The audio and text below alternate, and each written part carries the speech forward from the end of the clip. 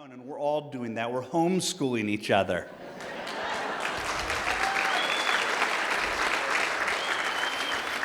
NLRB chairman's former law partner defends union violence. I'm just going to read a few paragraphs here because I did not know this. A little over a month ago, in a case that drew national attention, a man was targeted at his home, shot and injured, all because he dared to run a union-free business. Surprise, I didn't see that on ABC, CBS, or NBC. You know the NLRB, the guys that said no to right to work in South Carolina. Now in Buffalo, New York, a case involving outrageous allegations of labor racketeering and union violence aimed at non-union construction workers and company owners is proceeding through the judicial process. Its outcome, however, may have wide-ranging ramifications on a national level. This is the setup. Forget for a moment that a man was stabbed in the throat, hot coffee thrown on non-union workers, sand put in gas tanks, and a woman threatened with sexual assault. Forget the fact that the judge presiding over the federal racketeering case against Operating Engineers Local 22 in Buffalo, New York, ultimately rejected the AFL-CIO's attempt to file an amicus brief. The sheer fact that the national AFL-CIO even attempted to intervene speaks volumes.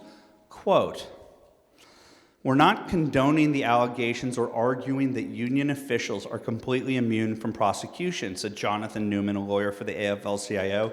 "Instead, we simply want to make sure that the federal law is not interpreted in a way that could have a chilling effect on," quote, "legitimate union activity." Okay? Hold there. Legitimate union activity. That's not what I didn't know. This is what I didn't know. The union violence is a legitimate union activity that the AFL-CIO's Newman is referring to is a 1973 U.S. Supreme Court case called United States versus Edmonds, in which the Supremes upheld a district court ruling determining that unions could not be found in violation of anti-racketeering law called the Hobbs Act if the violence was in pursuit of legitimate union objectives. In 1946, Congress passed the Hobbs Act, aimed at a wide spectrum of union violence. Among other things, it defined criminal extortion as, quote, "the obtaining of property by wrongful use of actual or threatened force, violence, or fear," emphasis added. In using the word wrongful, Kendrick says, Congress left a narrow opening through which the U.S. Supreme Court would push a bulldozer in 1973. In its decision in U.S. versus Edmonds, the court upheld a lower court ruling that 3 electrical union members indicted for sabotaging a substation and other violence had done nothing illegal because they were pursuing legitimate union objectives. I'm going to leave you with this upbeat note.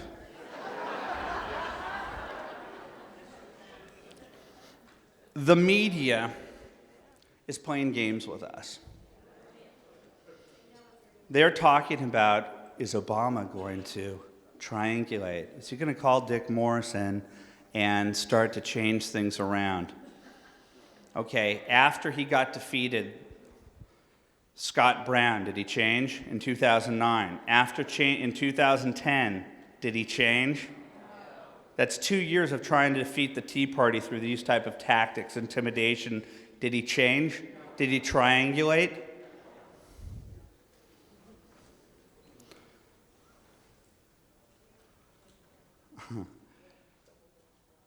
Then Anthony Weiner. That's 3 years in a row in which our ascendancy, the Tea Party ascendancy, is affirmed, not the Republican parties. Their job now is to tell us whether or not they get that we're in charge now. That's why they're up on the stage.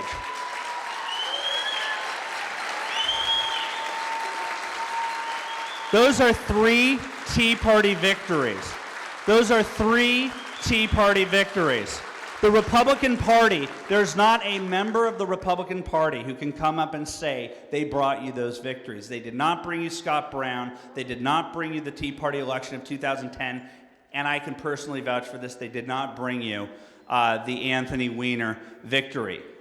And so in the 3 times that the president has a chance to change his ways, and instead of community organizing against Americans against each other, pitting against each other on race, on every sex, gender, sexual orientation, just trying to get us to create a war because it's legitimate, because it's for the ends justify the means.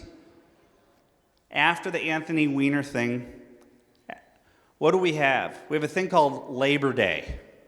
And what did the President of the United States do on Labor Day? He went out with Jimmy Hoffa. You know, the reason why that name haunts me, Jimmy Hoffa Jr., is because it rhymes with Jimmy Hoffa.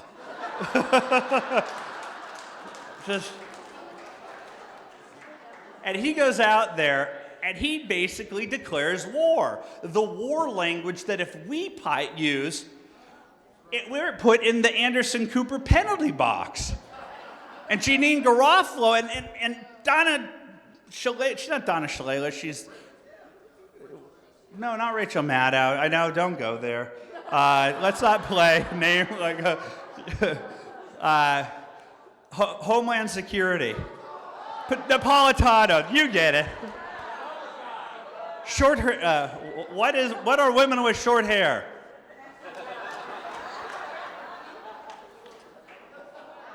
Alex.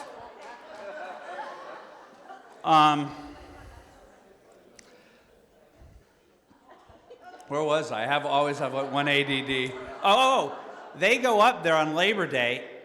Hoffa says that wants to declare war, and who is Joe Biden with? Trumka from the AFL-CIO. That's where they are right now.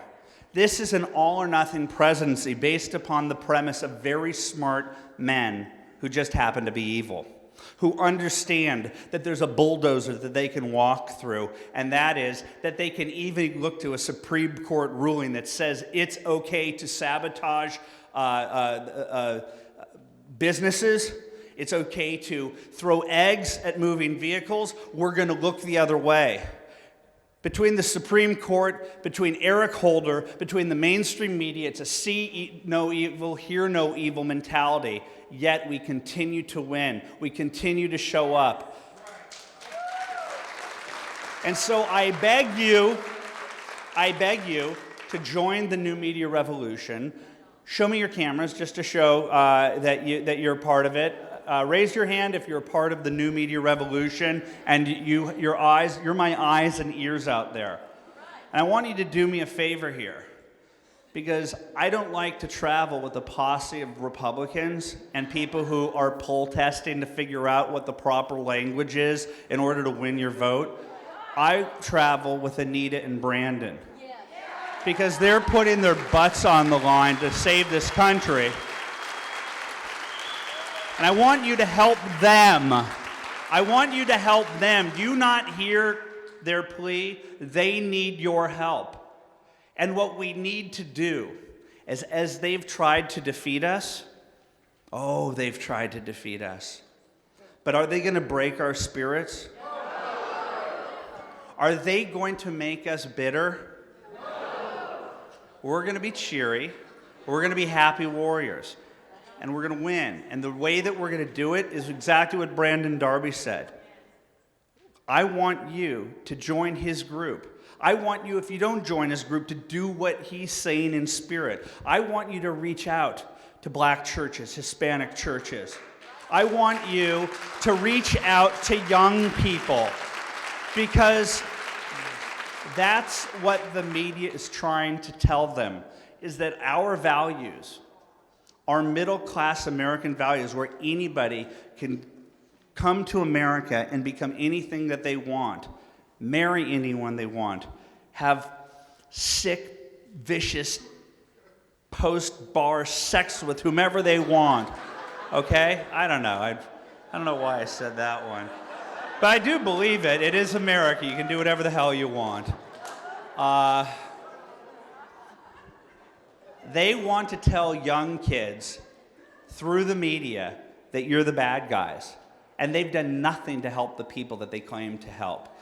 What has Obama done for the youth? Nothing. He's brought them unbelievable unemployment. What has he done for the black community? What has the progressive movement done for minorities in general? They've enslaved them. And so you are there to set them free. You have to go the extra mile. You have to be bold. You have to put your life, your reputation on the line.